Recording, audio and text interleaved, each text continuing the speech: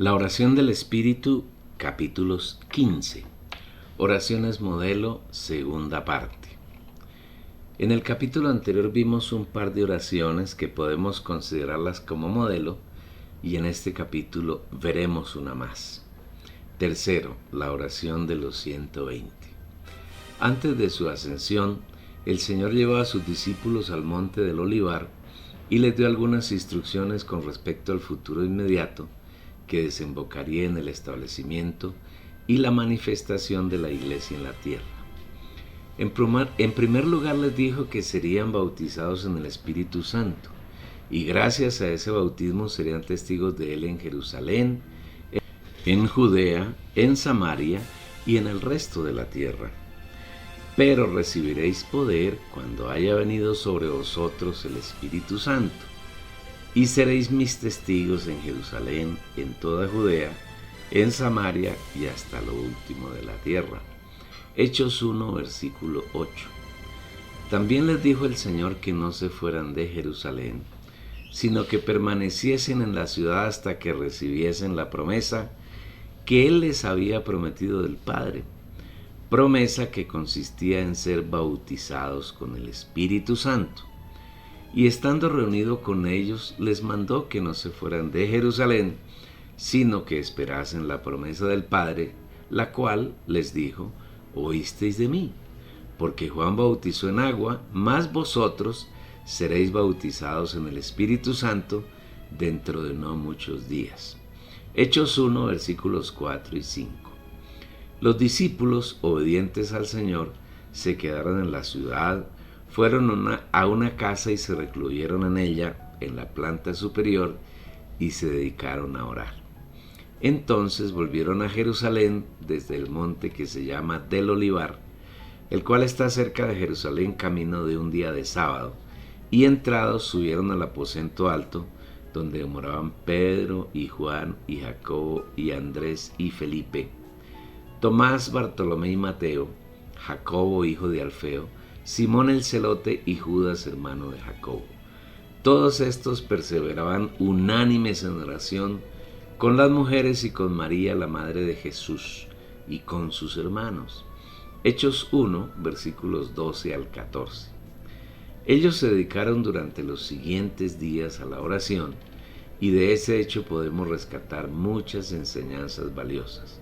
En primer lugar, es maravilloso el hecho de que pudiesen estar juntos y orar durante mucho tiempo, máxime si tenemos en cuenta que 40 días antes, cuando el Señor lo llevó a Getsemaní y Él comenzó a padecer angustia por las cosas que debía sufrir en las horas subsiguientes, los discípulos no tuvieron la capacidad de velar con Él una hora.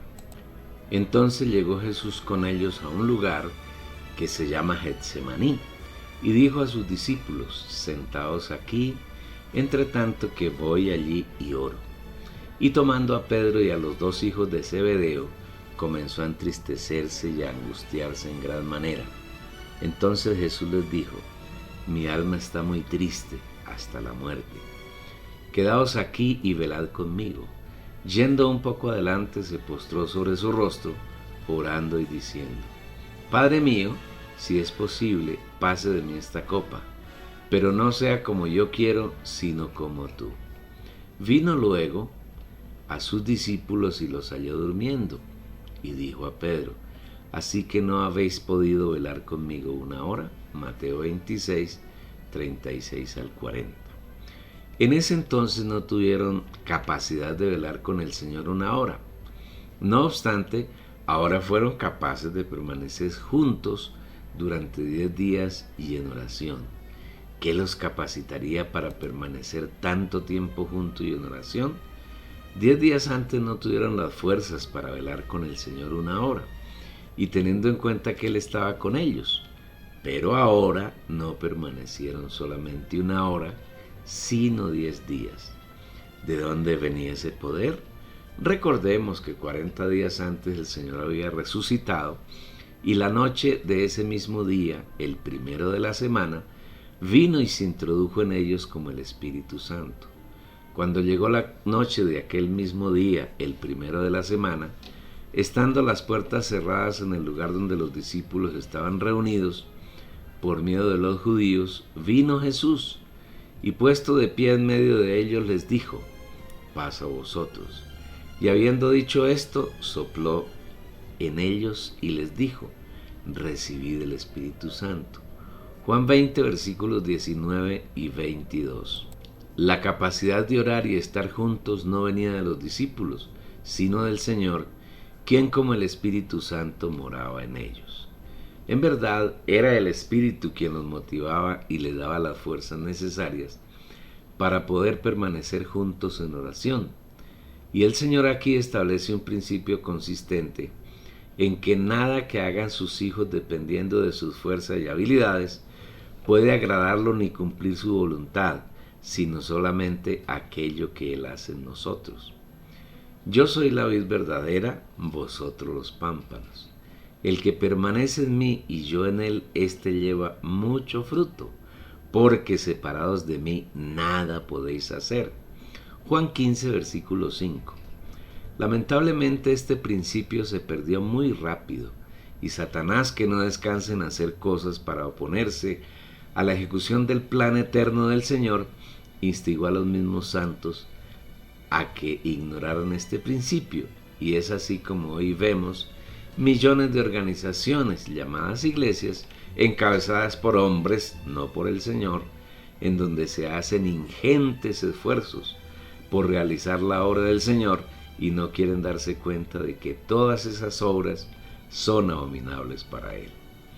Debido a que los 120 que estaban en el aposento alto dependían totalmente del Espíritu, no estaban compitiendo por un liderazgo, ni estaban tratando de ser nombrados pastores o papas o curas o reverendos o apóstoles, ni obreros, ni servidores, ni hermanos responsables, ni ancianos, ni ningún otro título, porque todo eso que tienen en los grupos cristianos para destacar liderazgos no es según la voluntad de Dios. Los hermanos allí congregados estaban teniendo la realidad del primer paso que se requiere para la existencia de la iglesia. Guardaban la unidad del Espíritu, diligentes en guardar la unidad del Espíritu en el vínculo de la paz. Efesios 4, versículo 3. La iglesia genuina, la que es del Señor, no puede llegar a ser real a menos que los hermanos tengan como base este principio: guardar la unidad del Espíritu. Tristemente, este principio no se da en ninguna de las iglesias cristianas, porque los genuinos hijos de Dios que allí se congregan no tienen la más pequeña idea de qué es guardar la unidad del Espíritu, y menos se puede esperar que haya esa revelación en los falsos creyentes, que son la inmensa mayoría de los congregados en los grupos cristianos, tanto católicos como protestantes.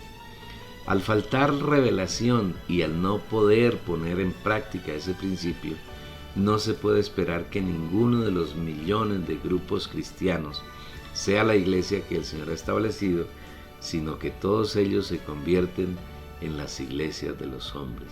Ninguna de ellas es la iglesia genuina del Señor. Guardar la unidad del Espíritu no es nada distinto a que cada uno de los hijos de Dios sean uno en su espíritu humano con el Espíritu de Dios. Y guardar esa unidad es un asunto personal, lo cual quiere decir que nadie puede guardar la unidad del Espíritu por otro. Tú debes aprender a vivir en tu espíritu, poniendo tu mente, tus pensamientos en las cosas del Señor. Yo debo hacer lo mismo. Cuando tú y yo tenemos esa práctica, estamos guardando la unidad del Espíritu, y ahí sí está la genuina iglesia que el Señor ha pensado desde la eternidad antes del tiempo y que lo satisface plenamente. Esta era la actitud de los 120 discípulos que estaban reunidos en el aposento alto. Cada cual era uno en su espíritu con el Espíritu del Señor, y eso trajo como consecuencia la paz. Diligentes en guardar la unidad del Espíritu en el vínculo de la paz. Cuando guardamos la unidad del Espíritu, automáticamente hay paz entre los hermanos. Y esa es la razón por la que ellos no estaban disputando por liderazgos, ni estaban haciendo planes para obedecer el mandato que el Señor les había dado, en el sentido de ser sus testigos en Jerusalén, en Judea, en Samaria y en el resto de la tierra. Solamente estaban permitiendo que desde su espíritu el Señor llenara el alma de cada uno. Y cuando esa llenura es un hecho, entonces se manifiesta la unanimidad, que consiste en ser todos de una sola alma, basados en 4 aspectos importantes, de acuerdo con lo dicho por el Espíritu en 1 Corintios 1, versículo 10. Os ruego pues, hermanos, por el nombre de nuestro Señor Jesucristo, que habléis todos una misma cosa, y que no hay entre vosotros divisiones, sino que estéis perfectamente unidos en un mismo sentir y en un mismo parecer. Un solo hablar. Esta es la primera manifestación de la unanimidad, la que a la vez depende de ser diligentes en guardar la unidad del Espíritu. Debemos tener claridad en que ese hablar no puede ser el de ningún hombre, ningún líder, ningún hermano destacado, sino que es el hablar del Espíritu Santo, el hablar del Señor Jesucristo. Por eso Pablo nos ruega por el nombre de nuestro Señor Jesucristo, lo cual implica que el hablar de todos los hijos de Dios en la iglesia del Señor no debe ser cualquier hablar, sino el hablar del Señor Jesucristo. En cada uno de los millones de grupos cristianos, cada congregación tiene su propio hablar, pero en ninguna de ellas está el único hablar que debemos tener los hijos de Dios, que es el hablar del Señor Jesucristo, el Espíritu Santo. Y más terrible aún es que a nivel congregacional, cada uno de los miembros de la congregación tiene su propio hablar. Hablares que no son del Espíritu Santo, sino que se originan en la mente carnal de los feligreses. Por eso nunca llegarán a ser uno, no podrán ser unánimes, por más esfuerzos, concilios, congresos, reuniones a nivel local, regional y mundial que realicen, nunca alcanzarán la unidad, porque ésta se alcanza solamente si seguimos los principios que el Señor ha establecido, y el primer principio, el punto de partida, es poner toda diligencia para guardar la unidad del Espíritu, sin divisiones. El segundo aspecto que manifiesta la unanimidad, una sola alma, es no tener divisiones. La palabra división está conformada por el prefijo di, que quiere decir dos, y el nombre visión.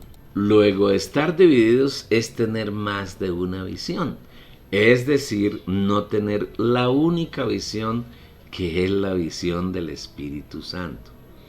Si somos diligentes en guardar la unidad del Espíritu, es natural que el Espíritu Santo nos dé a cada uno su única visión, y de ninguna manera estaremos divididos. Debemos tener claridad que el Espíritu es uno y único, y no puede mostrar distintas visiones a cada uno de sus hijos, sino que la visión será la misma para aquellos que viven el Espíritu y guardan la unidad en él.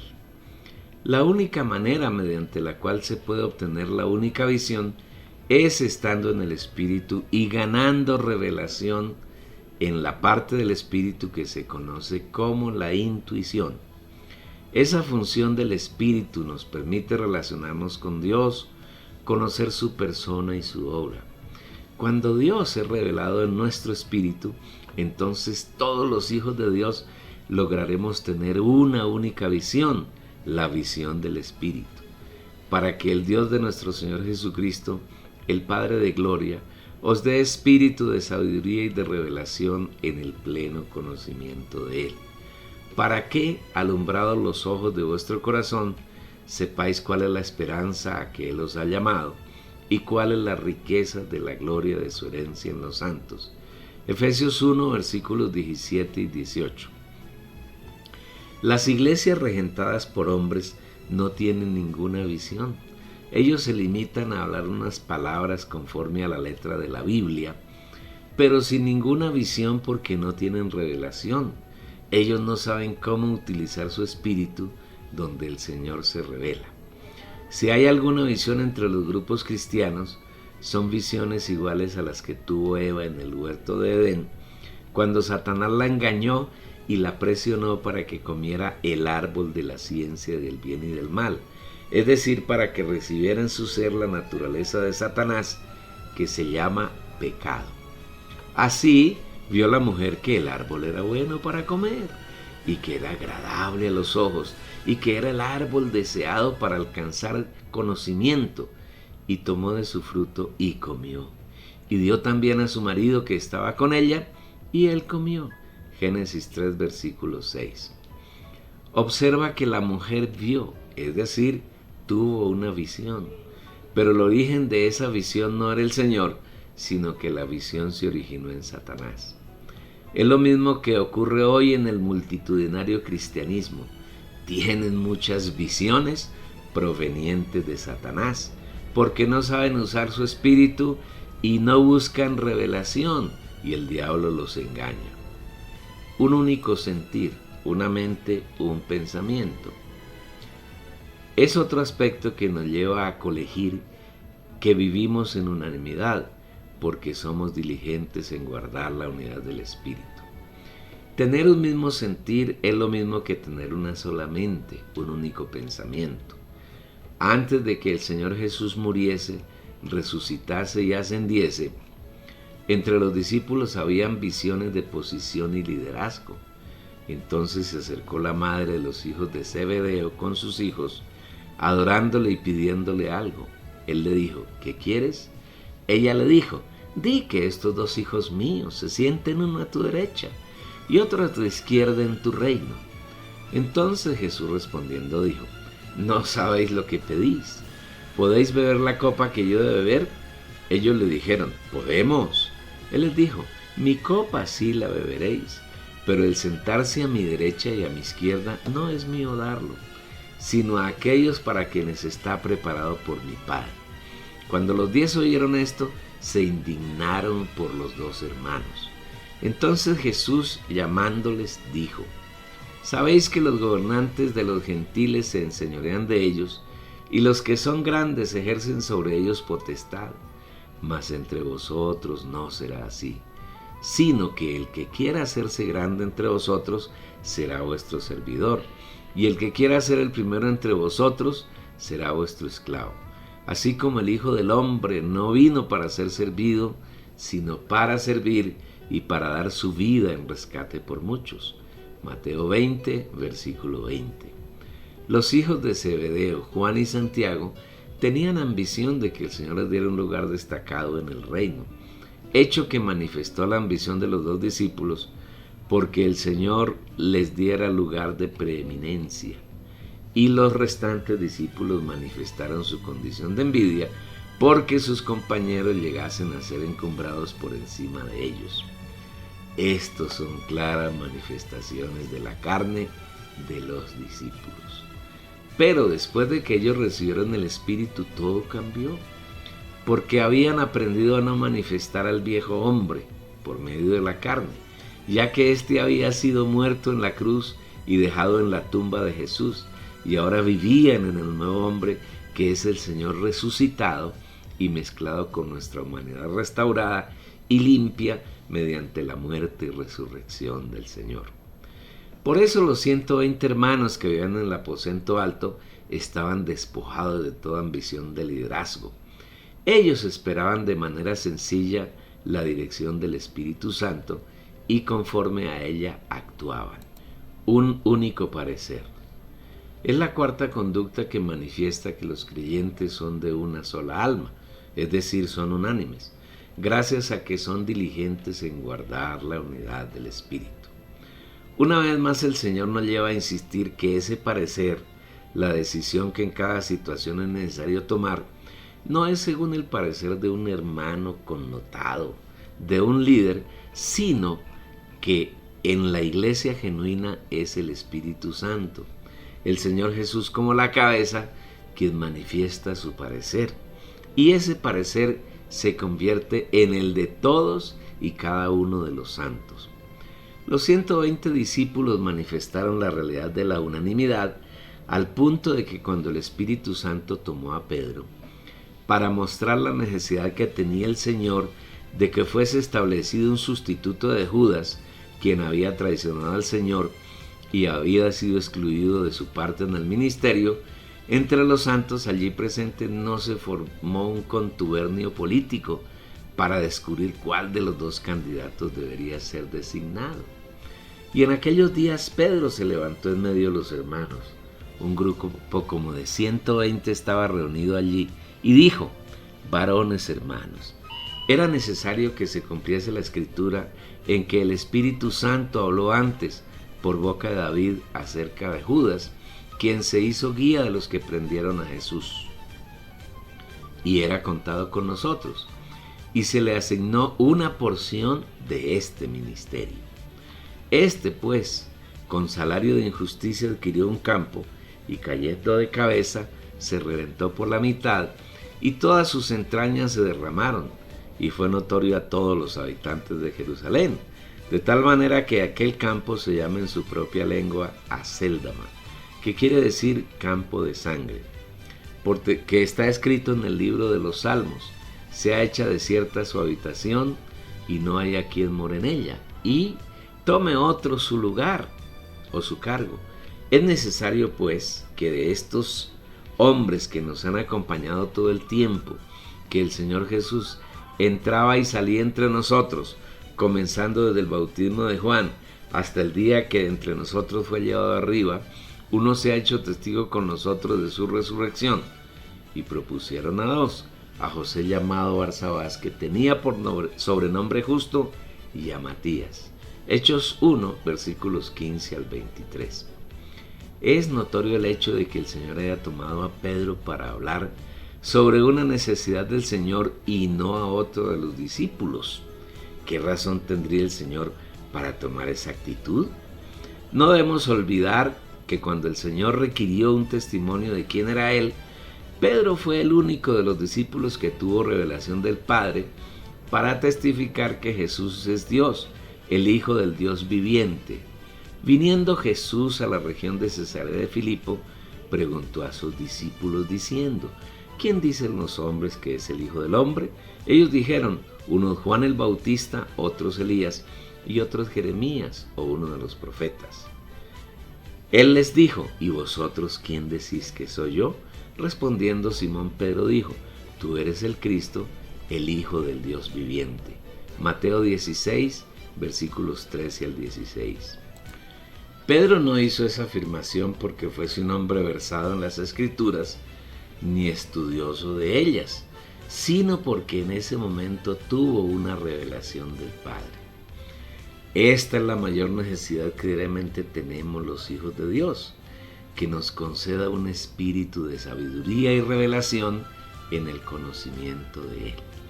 Este es un principio y un punto de partida para obtener realidad del Señor, su persona y obra. Si no tenemos revelación en nuestro espíritu, todo nuestro vivir de hijos de Dios resulta vano, e igualmente las oraciones serán vacías e inaceptables delante del Señor. Como consecuencia de que Pedro haya tenido revelación del Padre, el Señor Jesús complementó la revelación diciéndole que en adelante él ya no sería una caña sacudida por el viento, sino una piedra apropiada para la edificación de la iglesia.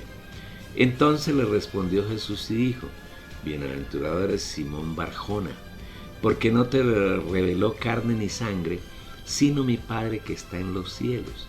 Y yo también te digo que tú eres Pedro, y sobre esta roca edificaré mi iglesia, y las puertas del Hades no prevalecerán contra ella. Mateo 16, versículos 17 y 18. El Señor no edifica su iglesia con incrédulos, solamente lo hace con sus hijos, pero con aquellos hijos que le permitan al Señor realizar en ellos un proceso de transformación, y ese proceso de transformación se da mediante revelación en el espíritu del creyente y transformación en el alma de éste. La iglesia es edificada en la medida que los hijos de Dios obtenemos revelación y nuestra alma va siendo transformada hasta alcanzar la plenitud de la imagen del Hijo de Dios. Una vez que Pedro fue revelado por el Padre y por el Hijo, está listo para recibir su encargo y una función de parte del Señor. A ti te daré las llaves del reino de los cielos, y lo que ates en la tierra habrá sido atado en los cielos, y lo que desates en la tierra habrá sido desatado en los cielos. Mateo 16, versículo 19.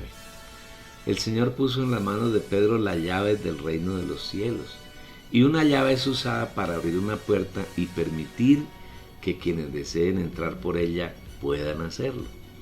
Es interesante notar que el Señor no entregó la llave del reino de los cielos a la iglesia, que en este caso estaba representada por todos los discípulos, sino a uno de sus miembros, a Pedro. ¿Por qué a él?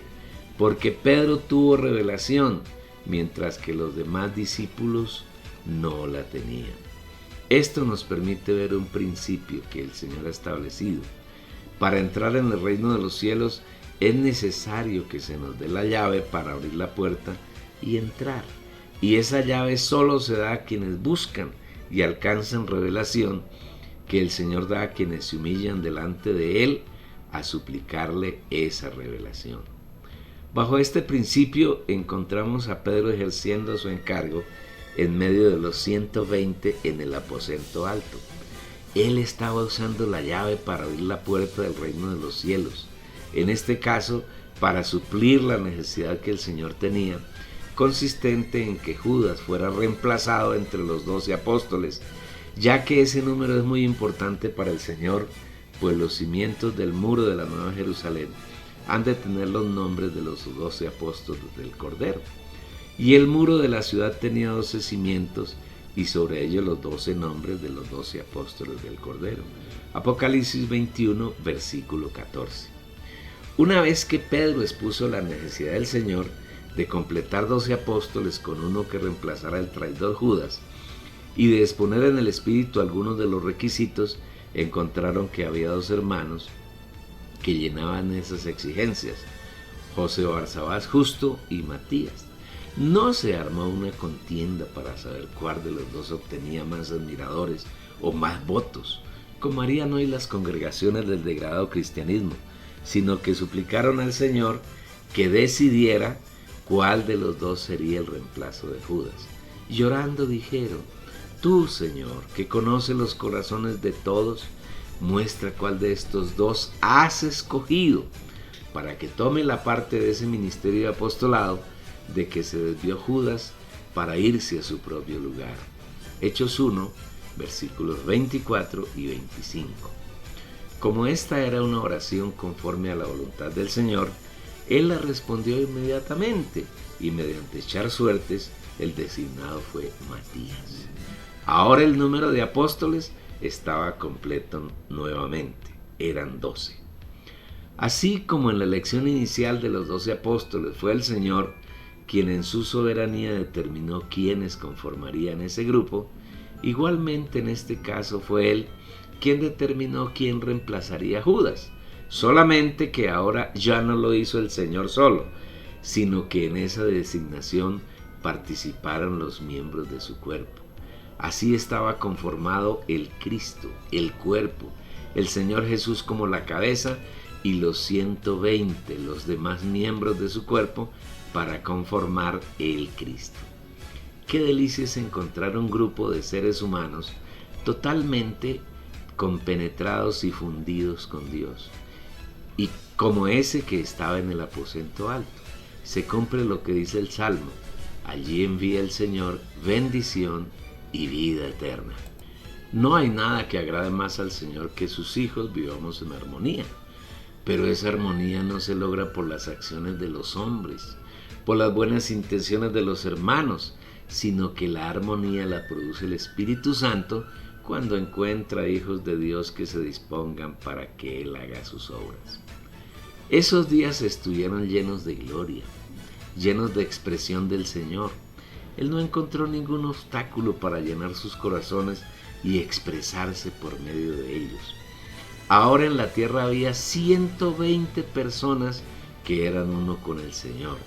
Dios estaba completamente mezclado con esos hijos que Él había escogido desde antes de la fundación del mundo y que en el tiempo los había llamado y los había regenerado. Por esa razón, cuando llegó el día de Pentecostés, la gloria del Señor fue expresada plenamente. Cuando llegó el día de Pentecostés, estaban todos unánimes, juntos. Hechos capítulo 2, versículo 1. Cuando entre los hijos de Dios hay unanimidad, está el terreno listo para que el Señor pueda manifestarse según su soberanía. Durante los 50 días posteriores a la resurrección del Señor Jesús, los hermanos que anduvieron con el Señor mientras estuvo en carne fueron diligentes en guardar la unidad del Espíritu y alcanzaron la unanimidad. Ellos dejaron su propio hablar y permitieron que el Espíritu hablase por ellos. Se compenetraron con la única visión que el Espíritu les suministraba, se llenaron del parecer y del sentir que el Señor desde su Espíritu les impartía. Por eso afirma la Biblia que estaban todos unánimes y juntos. Este es un hecho por demás maravilloso al que debemos atender y rogarle al Señor que en este tiempo de tinieblas y desazón nos lleve a vivir esa realidad. Los 120 lograron este estado de unidad del Espíritu y unanimidad por medio de la oración. Pero hay que destacar que esta oración no fue de hipocresía, para ser notados por los demás, tampoco de vanas repeticiones como los gentiles, sino que fue una oración del Espíritu, donde cada uno de los presentes estaba en su aposento más interior, es decir, el espíritu humano, y con la puerta cerrada, orando al Padre en la intimidad, en lo secreto, y viviendo en íntima comunión con Él, como debe ser la genuina oración. Se debe recordar que el ingrediente destacado en la genuina oración es la comunión, y esta no es nada diferente al mutuo fluir de las riquezas de Dios hacia el creyente y el reflujo de esas riquezas convertidas en fruto hacia Dios para el disfrute de Él. En la comunión nosotros disfrutamos de la persona y la obra de Dios, sus riquezas, y Él disfruta de los frutos que su trabajo ha producido en nosotros.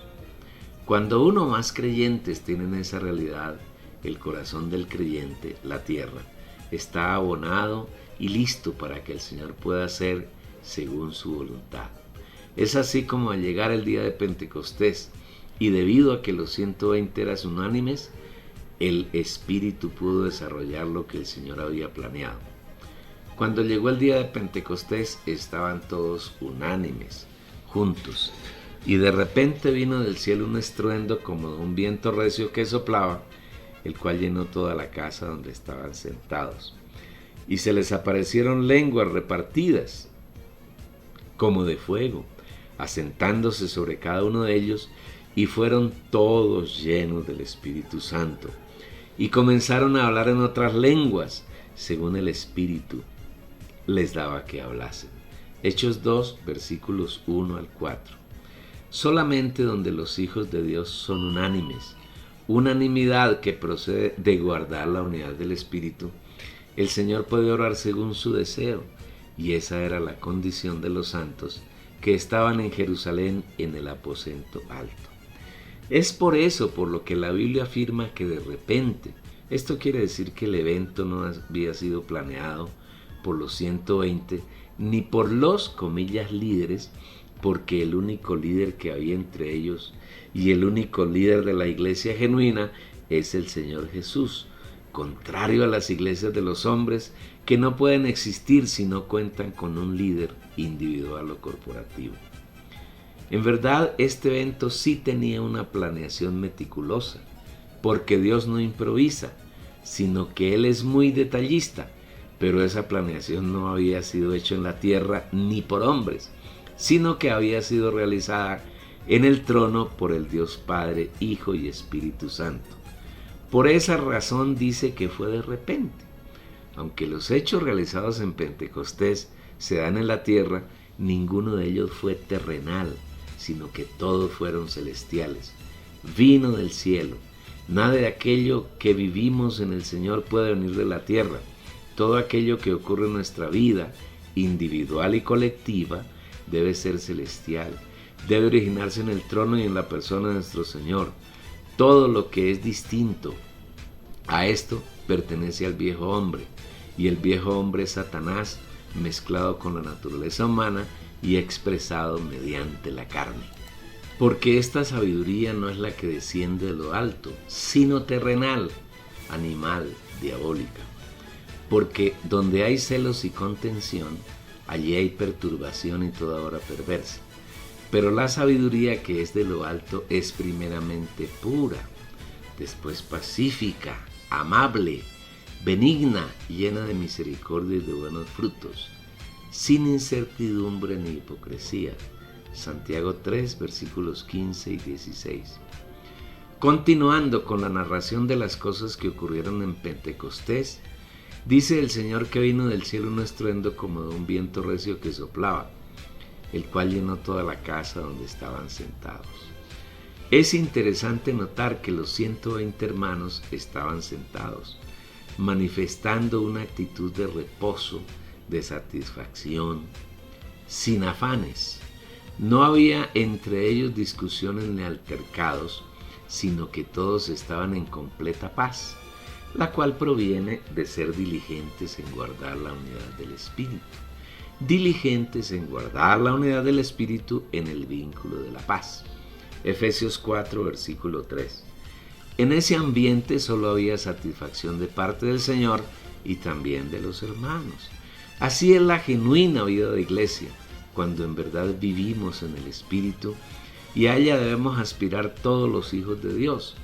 Lograrlo no depende del esfuerzo humano, sino de nuestra disposición para que Dios haga en nosotros lo que le agrada. El pasaje continúa diciendo que el estruendo como de un viento recio que soplaba y que llenó toda la casa donde los hermanos estaban sentados, manifiesta la promesa que el Señor les había hecho en el Monte de los Olivos, minutos antes de que Él ascendiera en forma visible, y esa promesa es el bautismo en el Espíritu Santo. Y estando reunidos con ellos, les mandó que no se fueran de Jerusalén, sino que esperasen la promesa del Padre, la cual les dijo: oísteis de mí, porque Juan bautizó con agua, mas vosotros seréis bautizados en el Espíritu Santo dentro de no muchos días. Hechos 1, versículos 4 y 5. Por un lado, la casa donde estaban los discípulos, y por otro, ellos también fueron llenos del Espíritu Santo. El griego, idioma en que fue escrito este pasaje, utiliza dos vocablos distintos para las dos llenuras, la de la casa y la de los discípulos. En el primer caso, la casa, emplea la palabra griega eplerosen, que quiere decir llenar por dentro, y es el caso que ocurrió con los discípulos la noche de la resurrección del Señor, cuando ellos fueron interiormente llenos del Espíritu Santo, cuando el Señor sopló. Y en el segundo caso, cuando afirma que fueron todos llenos del Espíritu Santo, el término griego que utiliza para llenos es eplestesan, que quiere decir llenar exteriormente, en otras palabras, ser cubiertos. Es decir, ellos fueron cubiertos plenamente por el Espíritu Santo, o sea que los discípulos fueron sumergidos en el Espíritu. Por un lado, este es el cumplimiento de la promesa que el Señor Jesús les había hecho al comienzo del libro de Hechos, cuando les dijo que de aquí a pocos días ellos serían bautizados en el Espíritu Santo. Por otro lado, este es el genuino significado del bautismo en el Espíritu Santo, del cual los cristianos tienen poca o ninguna revelación. Para muchos de ellos, el bautismo en el Espíritu Santo es un hecho que tiene como manifestación hablar lenguas extrañas, y los cristianos, especialmente los de corte pentecostal, afirman que si un cristiano no habla en lengua desconocida, no ha obtenido ese bautismo. Otros cristianos ni siquiera se fijan en el hecho, pues debido a la falta de revelación y a la ignorancia que en ellos hay, no le dan ninguna importancia. Pero para el Señor, este hecho es de vital importancia, y así debe serlo para los hijos de Dios, pues este se constituye en el último paso que el Señor da en su proceso de redención por nosotros, y con él concluye el trabajo de redención que efectuó por medio de su Hijo Jesucristo. La palabra bautismo se deriva de la palabra griega ebaptisein, que quiere decir sumergir, meter dentro de, cubrir con, sumergir en. Ser bautizado en el Espíritu Santo es ser sumergido en Él, ser cubierto por Él, y es exactamente lo que le ocurrió a Jesús después de que fue bautizado por Juan en el río Jordán, que vino el Espíritu Santo y descendió sobre Él. Y Jesús, después que fue bautizado, enseguida subió del agua, y he aquí los cielos le fueron abiertos, y vio al Espíritu Santo de Dios descender como paloma y venir sobre él. Mateo 3:16. Con los 120 que estaban en el aposento alto, el Señor dio este paso y los capacitó para hacer la obra de anunciar el Evangelio, o dicho de manera más apropiada, el Espíritu Santo tomó a los discípulos dentro de él para hacer su obra que había planeado desde la eternidad pasada, cumpliendo lo que Jesús les había dicho antes de la ascensión. Pero recibiréis poder cuando haya venido sobre vosotros el Espíritu Santo, y seréis mis testigos en Jerusalén, en toda Judea, en Samaria y hasta lo último de la tierra. Hechos 1, versículo 8. El Señor tenía la intención de que Él, como el Evangelio, fuese anunciado en toda la tierra, comenzando por Jerusalén, siguiendo hasta Judea, llegando a Samaria y alcanzando toda la tierra. Y ahora tenía 120 y por medio de quienes llevará a cabo su obra, porque ahora está totalmente mezclado con ellos. Eso nos ha ocurrido a nosotros, quienes hemos recibido al Señor creyendo en su nombre.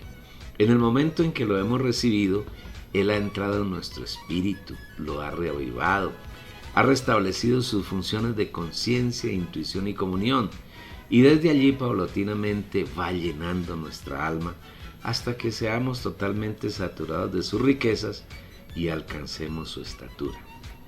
Igualmente, exteriormente nos ha llenado de Él, es decir, hemos sido sumergidos en Él, para que por medio nuestro y en absoluta unión con Él, llevemos adelante la obra que el Señor quiere desarrollar en la tierra, especialmente con aquellos que Él ha escogido desde antes de la fundación del mundo. Como testimonio exterior de que esa obra ha sido realizada en nosotros, nos bautizamos en agua, y así damos testimonio ante los hombres, ante los ángeles y ante Satanás, de que hemos sido trasladados del reino de Satanás al reino de Dios. Este es el verdadero significado del bautismo. Gracias a esta condición es que el Espíritu Santo desarrolla en Jerusalén, el día de Pentecostés, todo lo que en el trono de Dios en el cielo había sido planeado. En primer lugar, los discípulos, ahora saturados interiormente del Espíritu y llenos exteriormente de Él, comienzan a hablar en nuevas lenguas. Pero si miramos atentamente, veremos que no eran los 120 quienes hablaban, sino que el Espíritu hablaba usando las bocas de ellos. Esta es la manifestación del misterio de la piedad, Dios mezclado con el hombre y siendo expresado por medio de éste. Cuando llegamos a este punto, ya no es Dios solo quien hace su obra, pero tampoco es el hombre quien hace la obra de Dios, sino que los dos, Dios y hombre, totalmente mezclados y amalgamados, llevan adelante el desarrollo de la magnífica obra del Señor. Esta es la razón por la que la Biblia afirma: y comenzaron a hablar en otras lenguas según el Espíritu les daba que hablasen. Qué magnífica enseñanza que nos da el Espíritu. El hablar de los hijos de Dios no debe ser cualquier hablar, sino el hablar del Espíritu a través de nosotros. Igualmente, nuestros pensamientos ya no deben tener origen en nuestra mente separada del Espíritu, sino que todos nuestros pensamientos deben tener origen en el Espíritu Santo que mora en nosotros y está mezclado con nuestro espíritu. Asimismo, nuestras acciones deben tener como fuente el obrar del Espíritu Santo en y por medio de nosotros. ¿Y qué decir de nuestras oraciones? La oración que Dios escucha y en la que se agrada debe salir del sentimiento y de la acción del Espíritu Santo, y no de las vanas repeticiones y del deseo de ser vistos y alabados por los hombres, que es lo que tienen las oraciones de los cristianos. Además, de igual manera, el Espíritu nos ayuda en nuestra debilidad, pues qué hemos de pedir como conviene no lo sabemos, pero el Espíritu mismo intercede por nosotros con gemidos indecibles. Romanos 8, versículo 26. El Espíritu Santo tomó a los 120 que estaban en el aposento alto y habló por cada uno de ellos en lenguas que fueron comprensibles para las personas de distintos idiomas que estaban allí reunidas.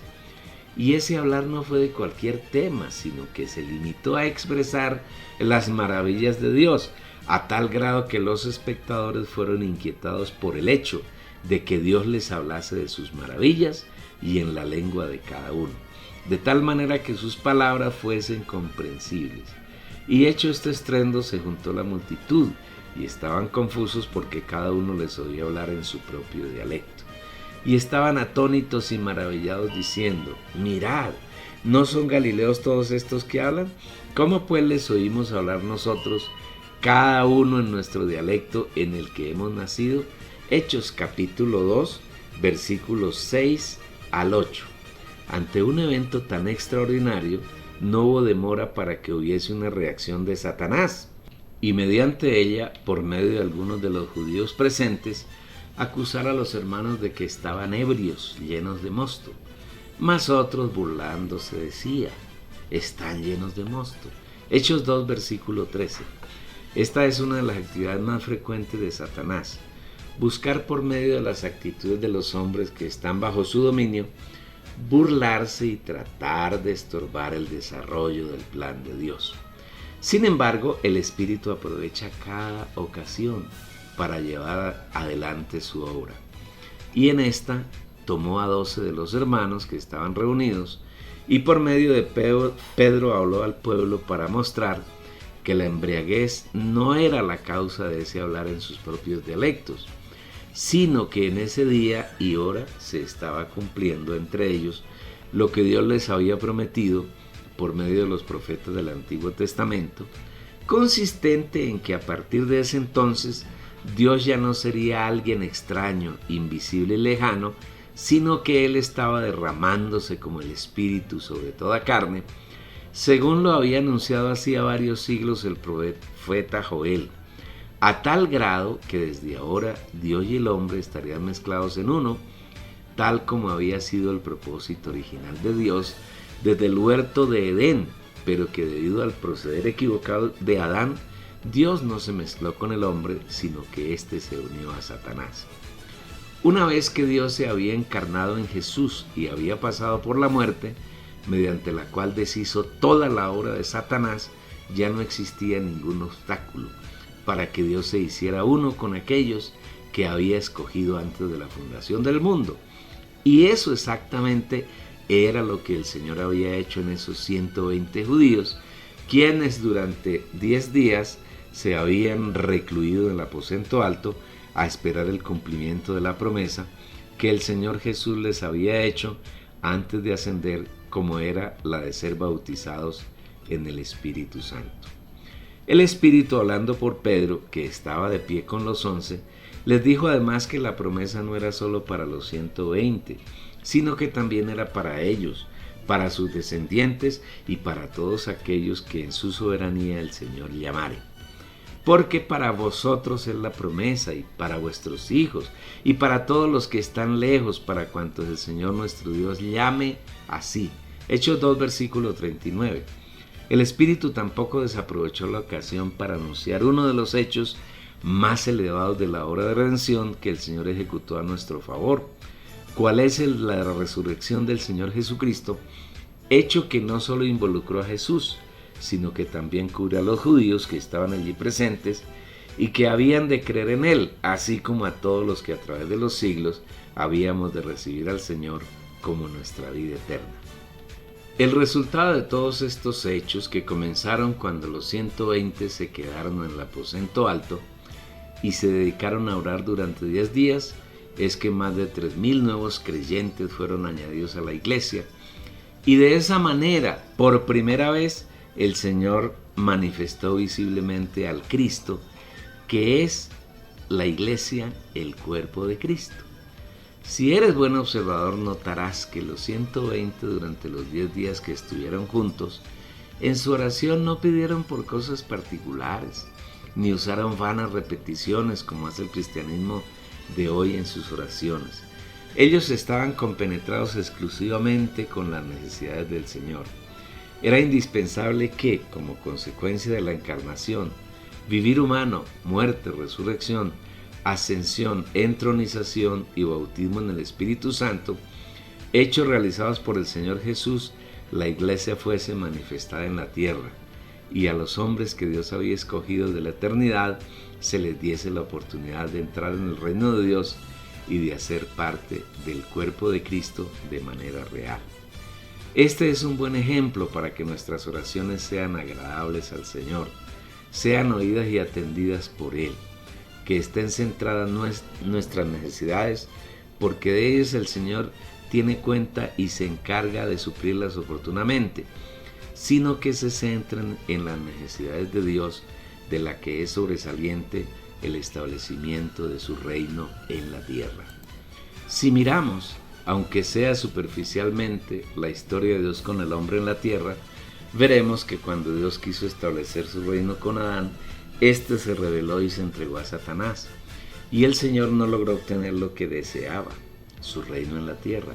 Después intentó hacerlo mediante el pueblo de Israel, pero ese pueblo lleno de rebeldía en gran medida se unió a Satanás y se opuso a que el Señor obtuviera su reino en la tierra. A pesar de las distintas fases de disciplina que Dios trajo sobre ellos, no fue posible establecer su reino con él. El Señor entonces se hace hombre en Jesús, y después de un proceso conocido por nosotros, Dios, como el Espíritu Santo, se mezcla con aquellos que había seleccionado antes de la fundación del mundo, y en Pentecostés, por fin, nuestro precioso Señor tiene establecido su reino en la tierra, tiene su iglesia. Aunque con el pasar del tiempo Satanás ha logrado penetrar la iglesia y degradarla, no obstante, el Señor ha encontrado a través del tiempo hijos suyos, que hemos decidido seguirlo y ser fieles a sus deseos y voluntad. Y la realidad del reino en estos últimos 20 siglos no ha dejado de existir, así seamos una manada pequeña de la que esperamos que tú, querido lector, hagas parte.